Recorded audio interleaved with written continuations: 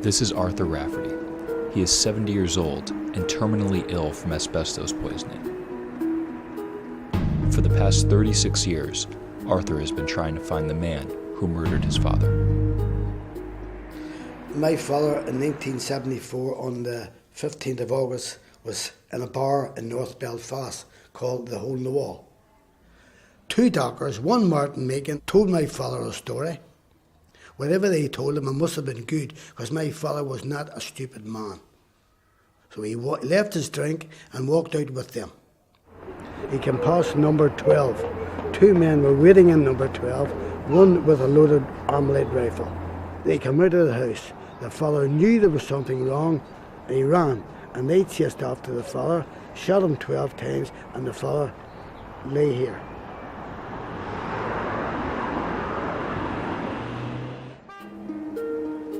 Both Arthur and his father were part of a dockers' union run by known members of the IRA.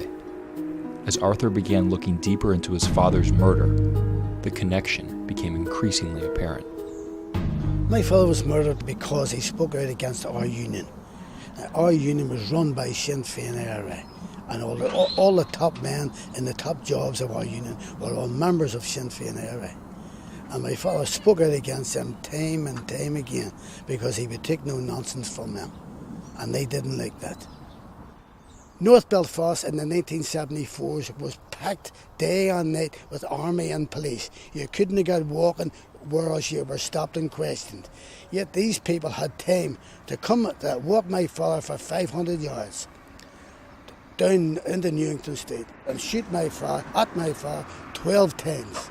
Go into the house again, put the gun away, walk down the street past my father who was lying in the street bleeding to death, get into a taxi and get down to the New Lodge Road without meeting any police or army. That to me sounds funny. Number 12 was a safe house for the IRA. The police got information about a week or so after that about a rifle was in that house. Someone phoned in. The police raided that house, found the rifle, found a magazine, found ammo, found gloves, balaclava and a boiler suit. They all went missing.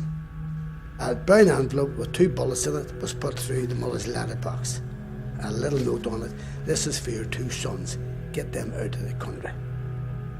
But I'm still here.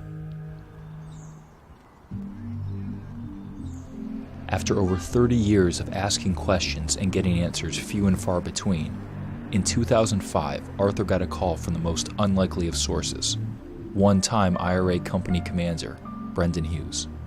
Brendan Hughes phoned me out of the blue. I never met the man in my life. He's told me he wanted to meet me, he read my story in the paper, and he wanted to speak about the father's murder. Well, I had 2 minds about going there because I was going right into the heart of the Lower Falls, which was run by these people. Plus, he lived in a big high-rise flats. There was only one door in and one door out, the same door. But I made my mind up to go after all. I've been fighting this case for a long time. I went up and I spoke to the man. He shook hands with me. I explained who I was. He told me who he was. We went in, we had a cup of tea. And then he started to tell me. He told me exactly what happened, as I've told you. Well, I believe him, because after all, the boss of the IRA is on television day and daily saying he was never in the IRA. At least this man came out and told me the truth. And I believe he told me the truth because he knew he was dying, the man, and he wanted to ease his conscience. The truth that Rafferty heard was that his father was shot by Freddie Scappaticci, the head of the IRA's punishment squad. In 2003, Scappaticci was revealed to be a high-level agent for British intelligence, solidifying Rafferty's claims of a cover-up. Since, Scappaticci has fled the country. Scappaticci has signed an affidavit that his solicitor holds that if anything ever happens to him, he's to release that. Many a person he's put to death with the knowledge of the RUC. And if he fell, the whole of Stormont would fall. It's as simple as that. Well, the police and the HCT and the Ombudsman and the other corrupt people up in Stormont may be hating this fellow Scappaticci in London, he's not too far away from me. And that if he wants to try and take out another Arthur Rafferty, let him come to me. Simple as that. I've lost my life in a way that it's a vicious circle.